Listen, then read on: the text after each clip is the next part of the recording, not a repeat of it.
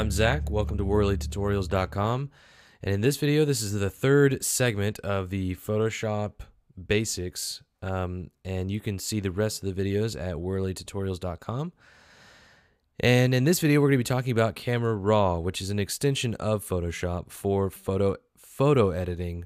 Now, I wanted to clarify this because, yes, of course, you can do photo editing in Photoshop, but what this does is it kind of simplifies and makes the workflow much more efficient because you can edit the image before you bring it into Photoshop so that it's already looking the best it can. And then once you get into Photoshop, you can add text, texture layers, any kind of effects that you want beyond just the very basic kind of color correction to your image. So the other thing I wanted to talk about is what exactly is Camera Raw? Well, Camera Raw is it's a non-compressed image. So if you see a JPEG, that means that it takes all the information out that is not really necessary in order for it to be viewed the same. So it'll look the same in its final edit, in its final version. However, you have more flexibility with a Camera Raw image. Now, the downside to this is that these images are very hard drive intense. So right here you can see that it's 23 megabytes, and that is large. A normal JPEG is going to be anywhere from 1 to 5 megabytes, depending on the size. So 23 is quite a lot, and it's not that big of a deal if it's just 1 or 2. But when you're a photographer and you're taking thousands of pictures a month or a year or whatever, it's going to add up pretty quickly. So you do need to make sure that you're aware of that. So let's go ahead and right click, and I'm going to say open with Photoshop, and it's automatically going to open it in the Camera Raw interface for us. I'm going to talk about this in a couple of different videos because there is a lot here and it's really important. I think this tool is very, very awesome. Sometimes when I'm editing photos, sometimes I'll just open it right here in Camera Raw and I won't even go into Photoshop because you don't really need to. Obviously, if I'm going to add text or, embellish it beyond just a normal photo edit, then I'll go ahead and throw it into Photoshop. But for now, in this video, I'm just going to talk about the basics right here, these sliders, and how they can really help your image. The very first thing you see is white balance. Now, white balance, what it basically means is if you have too much, if it looks too much like a summery time, but you wanted it to look more wintry type of feel, that's why it's called temperature. Because if you, okay, let me explain it this way. See this shoe? It's supposed to be like a perfect white. Okay, so the balance of this shoe right now is kind of a little bit more orange. So if we don't want that, okay, we want to make the this shoe to look white, then we have to balance out the orange with blue. So I'm going to pull this slider over to the blue side, and you can already see that the shoe looks more white. Now, as a consequence, the scene feels cooler. It feels like it's not as warm or as happy or as fun. So if I pull it the other way, it's going to seem more summery. It's going to feel more warm. That's what temperature does for you. You can stylize that any way you want. You don't necessarily have to try to make everything that's white, white. And so, like in my case, I'm going to make this a little bit more summer-like because that just seems more happy with baby shoes. Now, tint, what that does is if you pull it more green, it's going to kind of give it this soothing type of feel. And if you pull it more red or pink, it's going to give it this real intense, vibrant type of feel. So for this one, I'm going to pull it more towards the green because we're in a greenhouse and there's a lot of trees and grass out here, and the table is also kind of a green. Now the exposure, what that means is you can brighten your image or you can darken your image.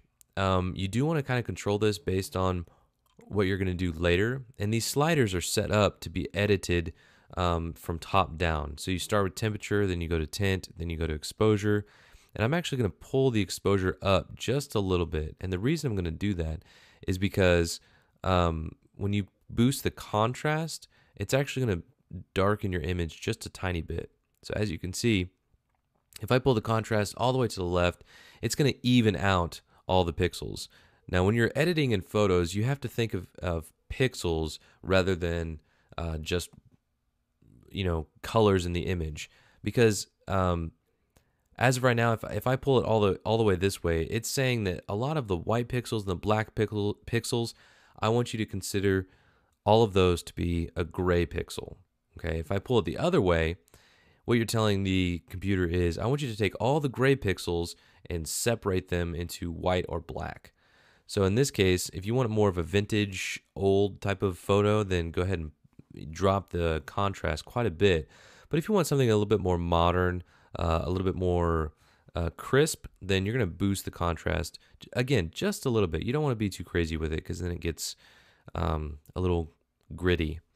Highlights, if you bring it all the way up, it's going to take all the white pixels that are bright, all the bright parts of the image, and it's going to boost it. And if you bring it down, it's going to take all of those blown out areas and make it less intense. So again, look at the shoes. And right now they're pretty intense. They don't need to be that bright.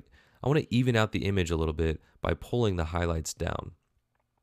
Now the shadows, if I bring this up, it's going to take the shadows and make them brighter. If I bring it down, it's going to take all the shadows and make it more intense.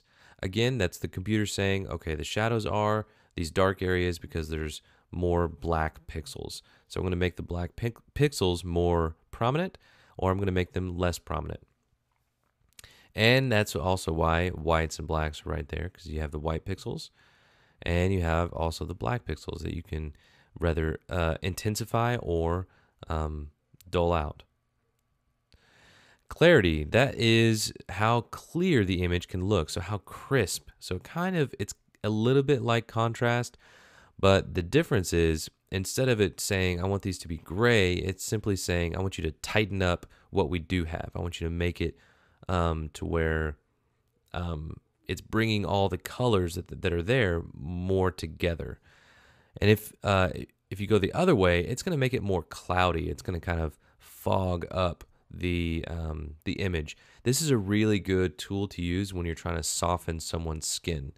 So and then of course if you have, like, look at the leaves. If I boost the clarity all the way up, all the shoes and everything looks really, really good, but the background doesn't necessarily look good. So high clarity doesn't look very good with people, with pixels, with skin tones, but it looks really, really good with objects. And so I'm going to bring this down just a little bit because it's kind of a mixed picture. Vibrance is kind of like saturation in that you can take the color out or you can boost the color. The difference between saturation and vibrance is that vibrance is less sensitive. So I can really get it exactly where I want and kind of tune in the saturation. So in this case, I can pull it all the way down and it's not going to go fully black and white. It's still going to have a little bit of color in there. Again, this is a cool way to do a very vintage, old-fashioned type of photo. I'm going to bring that back up. The saturation, you can pull it all the way down, and it's actually going to make it completely black and white. This is a good feature for a lot of you guys because everybody likes black and white photos.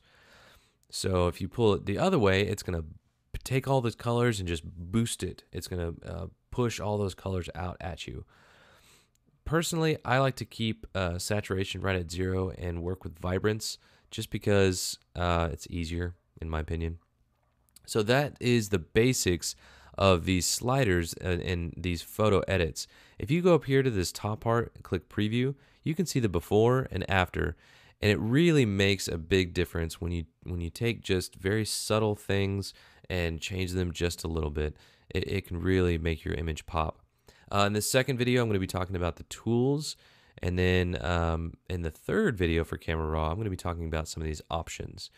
So please stay tuned. If you have any questions about this at all, please go to worleytutorials.com, and you can post on the page where this video is, or of course you can comment below, and you can also contact me through the email at worleytutorials.com. Just go to the connect page, and I will answer your questions as best as I possibly can and as quickly as I possibly can. The other place you can get in contact with me is at facebook.com/WorleyTuts. So there you go, and stay tuned for the next couple videos.